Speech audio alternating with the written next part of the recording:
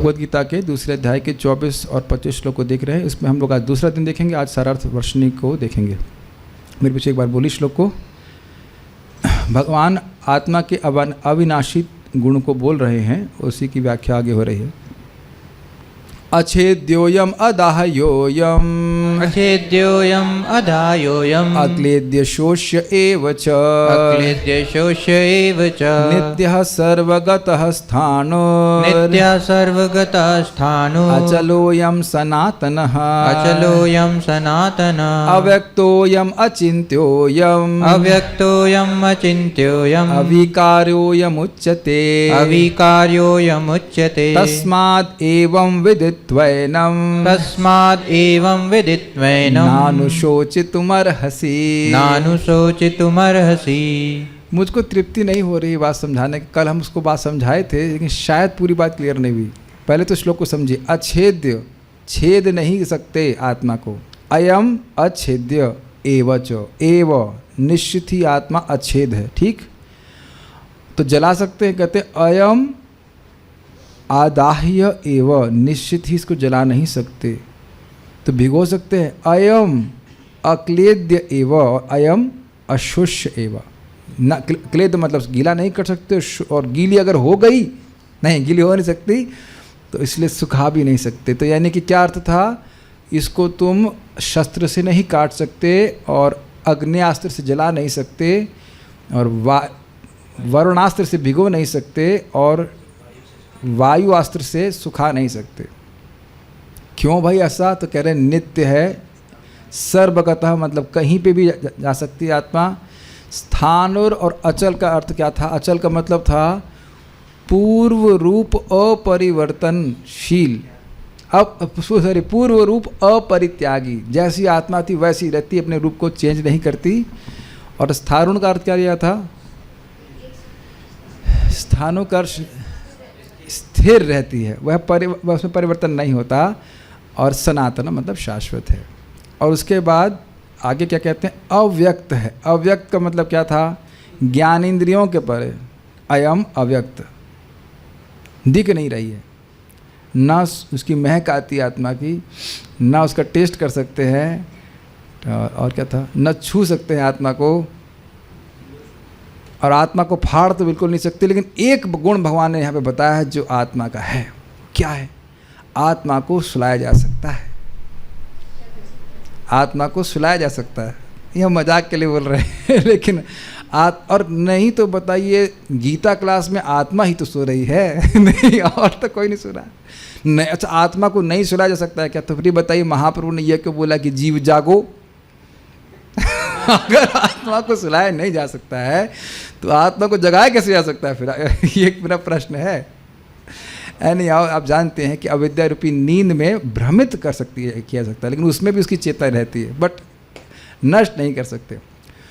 अचिंत का मतलब क्या है?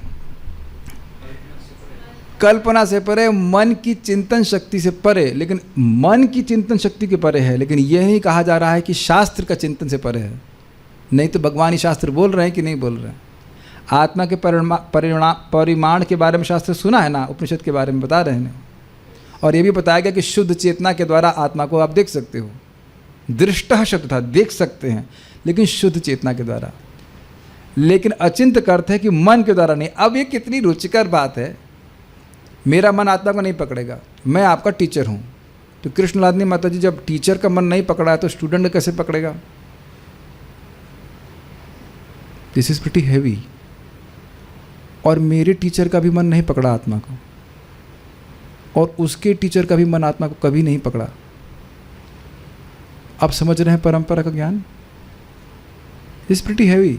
पूरे विश्व में किसी का भी मन आत्मा को नहीं पकड़ने वाला। यानी कि भगवान के भक्तों के अलावा जिनको परंपरा में ज्ञान प्राप्त होता है, किसी की गति आत्मा के प्रति नहीं है। सबके मन है, लेकिन मन में कभी आत्मा की बात नहीं आएगी। यानी हमें कभी कोई बताएगा ही नहीं। सारी बातें समझ पा रहे हैं? जब किसी ने अदृष्टात अश्रुतात् भावा न भाव उपजायते, जो चीज़ सुनी नहीं देखी नहीं वो मन में कभी नहीं आती। तो यहाँ क्या बोल रहे हैं? अव्यक्त। और जब मन में ही नहीं आ रही है कोई बात, इंद्रियों के विषय भी नहीं आत्मा, तो सुनेंगे कैसे उसके बारे में? Can you see the exclusiveness of this devotional service you talking about आत्मा? कुछ मेरी बात समझ में आ रही है? आप लोग आत्मा के बारे में जानते हैं, सभी लोग थोड़ा थोड़ा जानते हैं। यदि आप नहीं बताएंगे तो आपका लड़का बच्चा लाइब्रेरी छानता रह जाएगा और आत्मा के बारे में सटीक ज्ञान नहीं मिलेगा। और ये मेरा अनुभव है। IIT में मैं एक लाइब्रेरी में जाया करता था, वहाँ पे बहुत बड़ी लाइब्रेरी थी, तो वहाँ कुछ जैसे योगा की पुस्तक थी, लेकिन ऐसा सटीक ज्ञान आत्मा के बारे में कहीं कोई नहीं बताता। अपने अपने अनुभव, कुछ ये एक योगी का अनुभव, उसका अनुभव, अपने अनुभव कुछ कुछ बताते हैं, लेकिन यह नहीं बताते कि शास्त्र में क्या बताया गया है। तो ये अचिंत्य है, अर्थात यह मन के द्वारा समझी नहीं जा सकती है। और अविकार्य का मतलब क्या था? कार्य मतलब कर्मेंद्रियों के कार्य, तो कर्मेंद्रियों के द्वारा भी, हाथ पैर से भी आप आत्मा का अनुभव नहीं कर सकते। और उच्चते का क्या अर्थ था? ऐसा तत्वदर्शी लोग कहते हैं, केवल भगवान, ये नहीं कह रहे कि मैं ही कह रहा हूँ, सभी लोग इस बात को समझते हैं। तस्माद, इसलिए, एवं, इस प्रकार विदित्वा, इस प्रकार विदित्वा। कितनी सुंदर बात है। याद है कल हम कब क्या बात कर रहे थे? इधर ऐसा वर्णन भगवान कर रहे हैं कि आत्मा को जाना ही नहीं जा सकता। ये सुनाई पड़ रहा है ना आपको? अचिंत है, अव्यक्त है, अविकारी है। और उसके बाद तुरंत क्या बोल रहे हैं? तस्माद एवं विदित्वा, आत्मा को इस प्रकार जान करके। Can you here what I am seeing? कुछ अजीब सी बात है ना? ऐसा लग रहा है कि भगवान बोल रहे हैं कि आत्मा को जाना ही नहीं जा सकता है, लेकिन क्या भगवान कह रहे हैं? भगवान कह रहे हैं आत्मा को इस प्रकार जानो कि जिसको भौतिक संसाधन से नहीं जाना जा सकता है। इसका अर्थ क्या है? कि आध्यात्मिक साधन के द्वारा आत्मा को जाना जा सकता है। तो दिमाग में घुसेगा ना कोई बात कि मैं वो साधन करूं जिससे आत्मा को जाना जा सके। एवं विदित्वा, एनम, इस आत्मा के लिए, न अनुशोचितुम अर्हसि, तुम्हारे लिए योग्य नहीं है कि तुम इस आत्मा के लिए इस प्रकार से शोक करो कि मर जाएगी, इसको पीड़ा होगा, इत्यादि इत्यादि। मैं इसको प्रतिदिन बोलूँगा साधना के रूप में कि हम आत्मा हैं। इट मीन्स हमें क्या करना है? बहुत सुंदर, आत्मा के कार्य करने हैं, और उससे आत्मा का स्वरूप, आत्मा का धर्म शरीर में रहते हुए भी प्रकट हो जाएगा। जैसे अग्नि जब लोहे में प्रवाहित होती तो लोहा अग्नि है नहीं और अग्नि लोहा नहीं है, हाँ, लेकिन बार बार अग्नि के संपर्क में रहने से लोहा भी अग्नि के गुणों को प्रकट करने लगता है। Is that okay? तो अब प्रश्न ये होगा कि आत्मा का धर्म क्या है? जैसे मैं पूछूं कि पत्नी का धर्म क्या है, क्या उत्तर होगा? पति की सेवा करना, सिंपल। तो अब आत्मा का धर्म क्या है? अपने स्वामी भगवान कृष्ण की सेवा करना। अब फिर प्रश्न आएगा कि भगवान कौन सी सेवा चाहते हैं? मन्मना भव मद भक्तो मद्याजी माम नमस्कुरु मामेश युक्तैवम आत्मानं मत्परायण। मामेवशसि, मेरे पास आ जाओगे, इसमें कोई इस प्रकार से मेरे परायण होकर। अब इस पर बहुत सारे रिफ्लेक्शंस आ जा रहे थे। इसको करने में ना अनुशोचितुम अर्हसि, अगर शोक करने लग गए तो हम भगवान का स्मरण कैसे करेंगे? उनके भक्त कैसे बनेंगे? उनकी पूजा कैसे करेंगे? और उनको नमस्कार कैसे करेंगे? अब एक और बात बोलूं जो आप स्वीकार करेंगे, जिस भी व्यक्ति से हम जगत में स्पेशली भौतिक रूप से संबंध बनाते हैं, वो भी यही श्लोक बोलता है, यद्यपि संस्कृत नहीं बोलता। कैच किया? ये नहीं कैच किए। ये कैच तब करेंगे जब कोई भौतिक संबंध बनाएंगे। भौतिकता में किसी लड़के की लड़की से शादी होती है तो लड़की क्या बोलती है? मन्मना भव मद भक्तो मद्याजी माम नमस्कुरु। गलत बोल रहे हैं आप, बताइए। ऐसा एक्सपेक्टेशन ना, अब तुम किसी और लड़की से बात नहीं करना, किधर कहीं भी नहीं देखना, मेरे ध्यान रखना। विद ऑल ड्यू रेस्पेक्ट, हम गलत, Krishna give all the realization, गलत तो नहीं कह रहे हैं। और शायद पति भी ऐसे करते, नहीं मुझ में ही मन लगा के रखना, ये वो, बदले में दोगे क्या तुम? अब देख भाई, आप जो भी करना करें, लेकिन आसक्ति का मतलब तो यही है ना।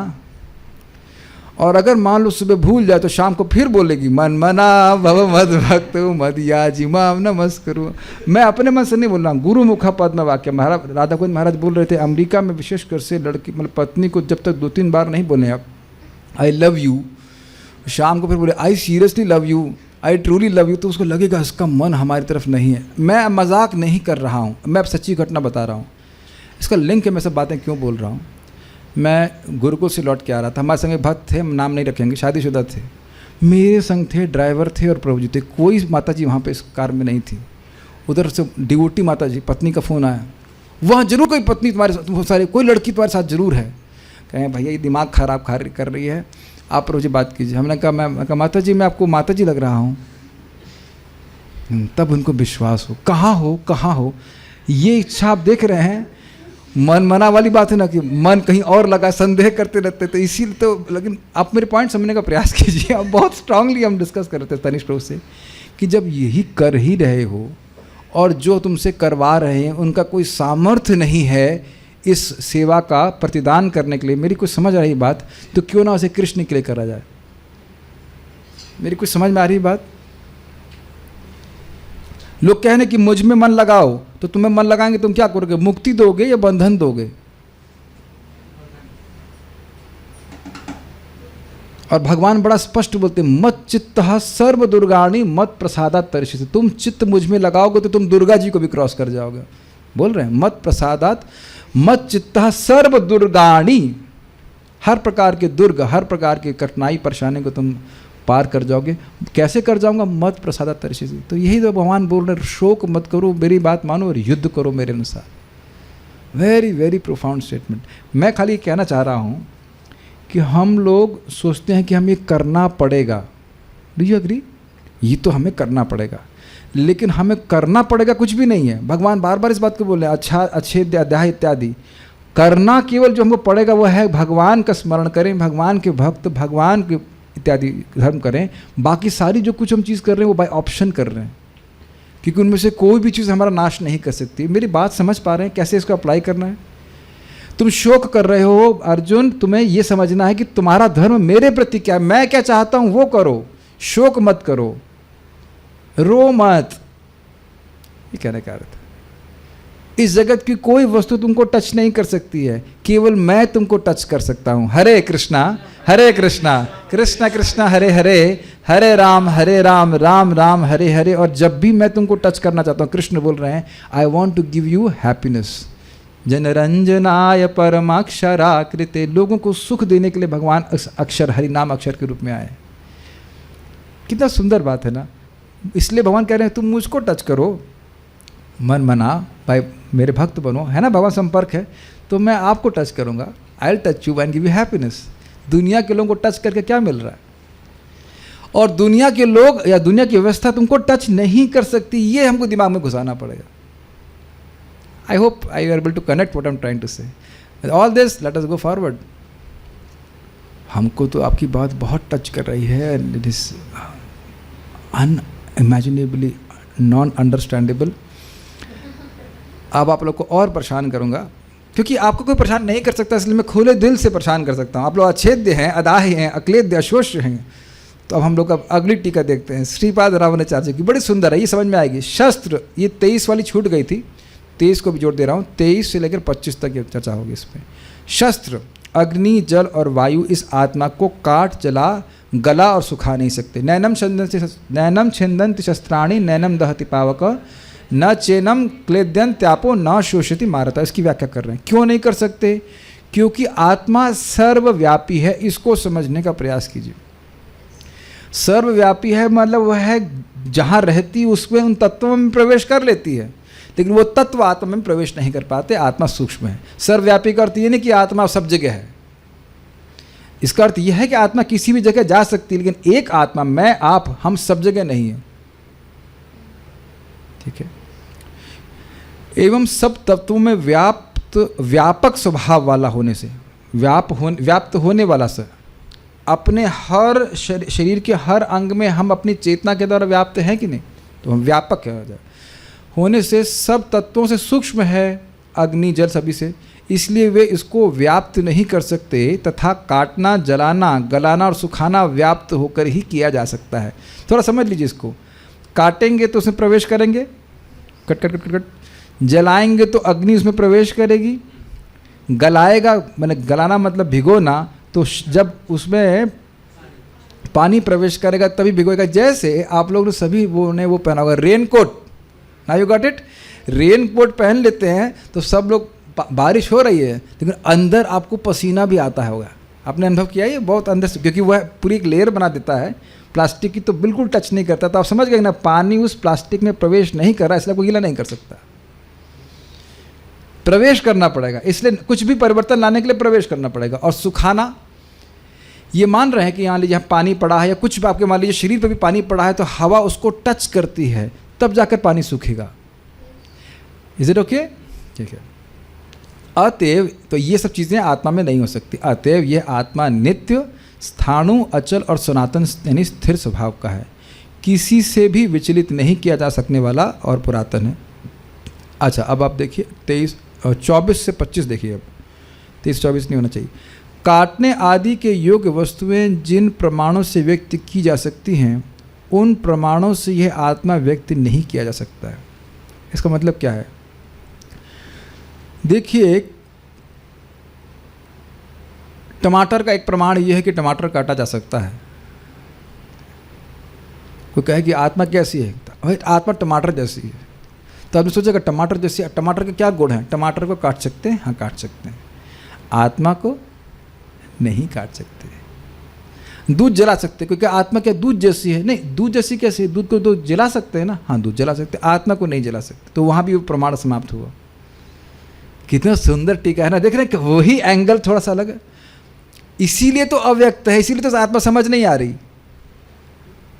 अच्छा, जला नहीं सकते। और क्या था इसमें? अच्छेद्य अदाह्य, क्योंकि भाई आप दूध को काट नहीं सकते। What is idea? दूध काटा सकता है, दूध के स्वरूप में नहीं। पनीर काट सकते हैं लेकिन दूध नहीं काट सकते। लिक्विड को काटा नहीं जा सकता। तो क्या लग रहा है कि अच्छा काट नहीं सकते, दूध जैसी है? दूध जैसी नहीं है, क्योंकि दूध को जलाया जा सकता है।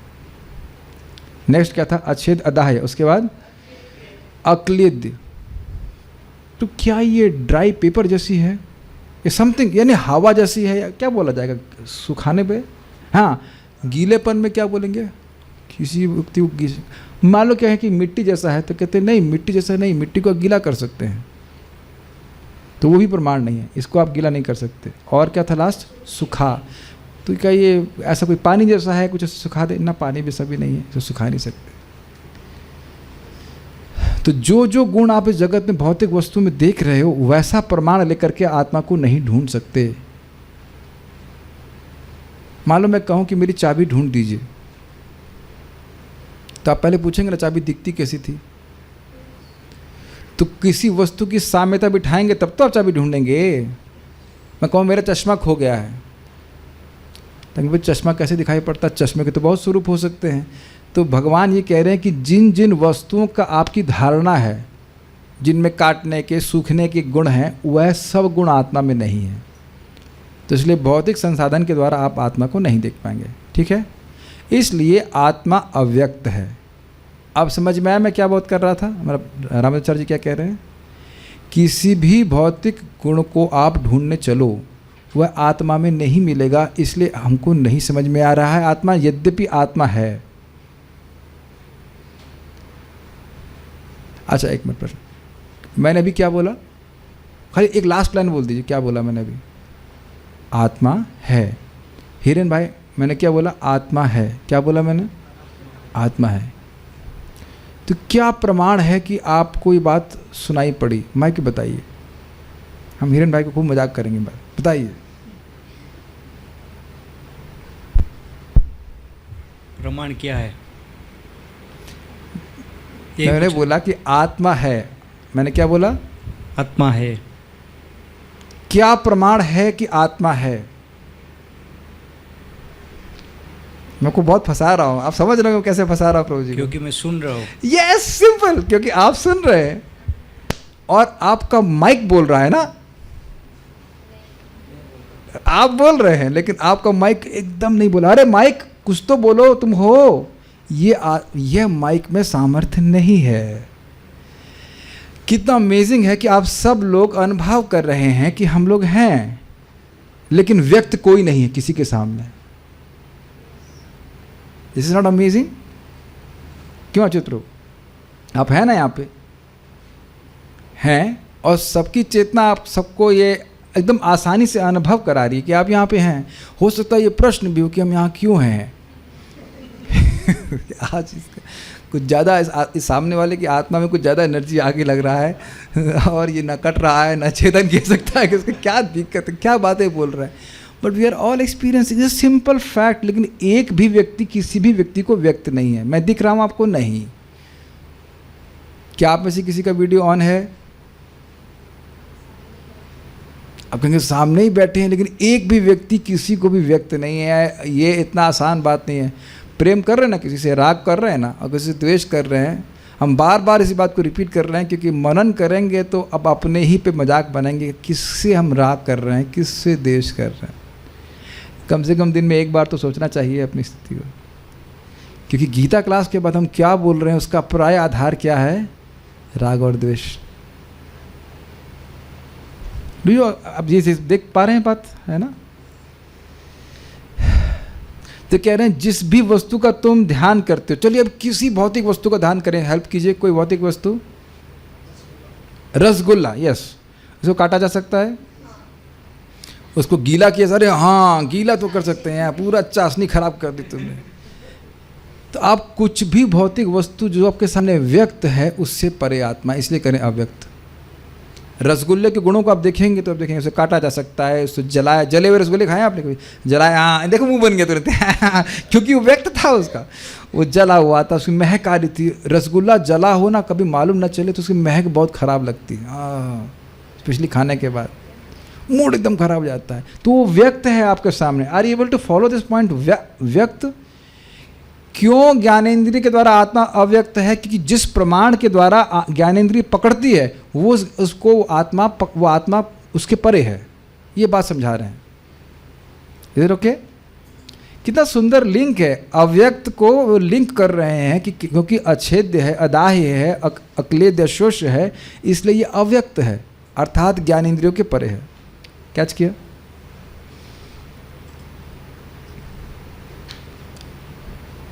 चेतना आत्मा का प्रमाण है, लेकिन चेतना चक्कू का प्रमाण नहीं है। चक्कू प्रमाणित नहीं कर सकता है कि चेतना है कि नहीं। अग्नि प्रमाणित नहीं कर सकती है कि चेतना है कि नहीं। पानी और हवा प्रमाणित नहीं कर सकता है कि चेतना है कि नहीं।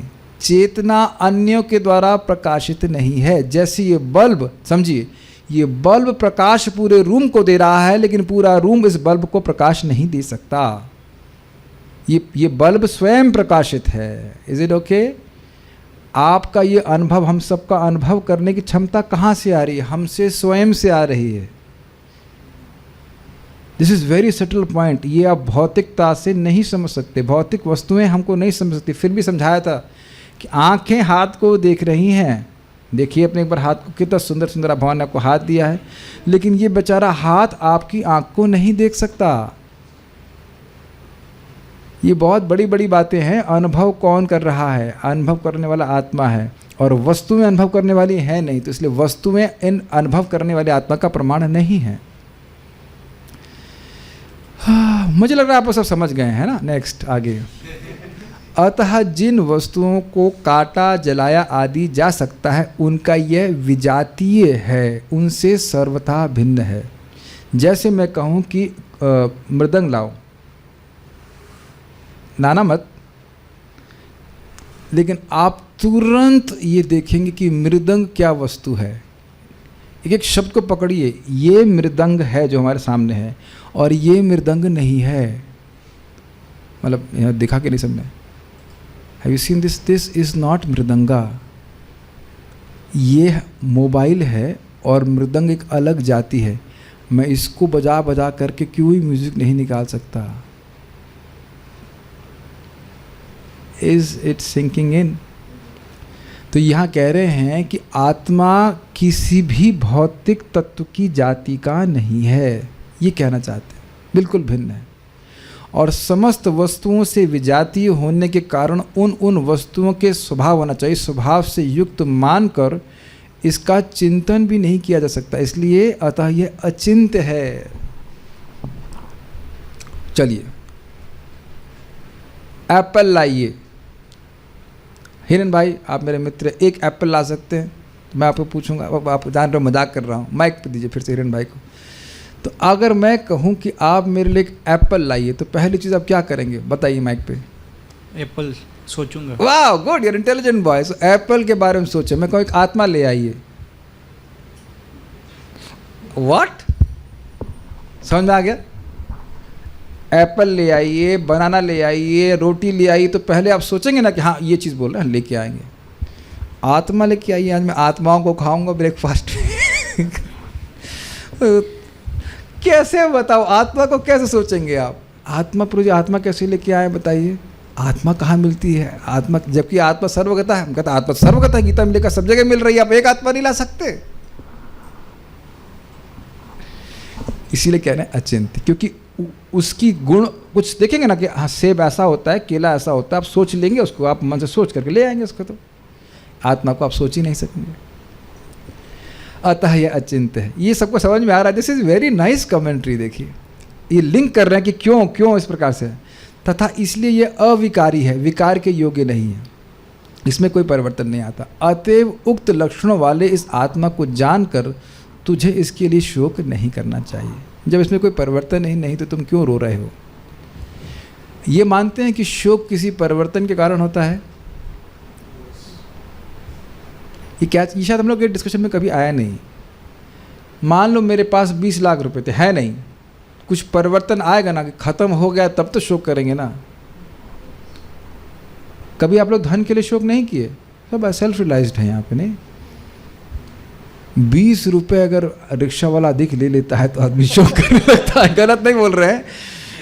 20 रुपये, और 20 रुपये का थम्सअप पी लेगा तो कोई दिक्कत नहीं है। तो 1 रुपये की आती है, बाय द वे आपको पता हो, 1-2 रुपये की चीज़ को 20 रुपये बेचते हैं। तो 20 रुपये अगर रिक्शा वाला ले लेता है तो व्यक्ति रोता है। तो हमारे धन में कुछ परिवर्तन आया तब तो आप शोक कर रहे हैं। और मान लो क्या, शायद सोचते भी ऐसा कोई रिक्शे वाला जो खूब घुमाए और पैसा बिल्कुल ना ले, हमारे धन में कोई परिवर्तन नहीं आए, तो आप खुश नहीं होंगे या शोक नहीं करेंगे ना? तब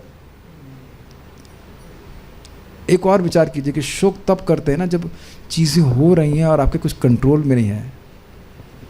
चीज़ें होती ही जा रही हैं और हम रोते जा रहे हैं कि हमारे कुछ कंट्रोल में नहीं है। अर्जुन की स्थिति ऐसी थी इस प्रकार से। और भगवान बार बार समझा रहे हैं कि nothing can change you, nothing can change us. आत्मा को कुछ भी प्रभावित, कोई परिवर्तन आत्मा में नहीं ला सकते। तो बताइए कि शोक की क्या विषय है? और उस पर भी नितांत हर क्षण शोक करना, ये कितनी बड़ी बीमारी का सूचक है। बारंबार मैं ये बोल रहा हूँ, इट डज़ नॉट मीन कि व्यवहार में हम लोग इर्रिस्पॉन्सिबल हो जाएं, बट डिटैच रिस्पॉन्सिबिलिटी, जो आवश्यक है वो करना चाहिए, लेकिन ये नहीं भूलना चाहिए कि इस जगत से हमारा कोई संबंध नहीं है। आवश्यक कार्य नहीं करना की शिक्षा भगवान नहीं दे रहे हैं। क्या अर्जुन युद्ध नहीं किए? और क्या पूरे दायित्व के संग युद्ध नहीं किए? But not in the mood off enjoyer.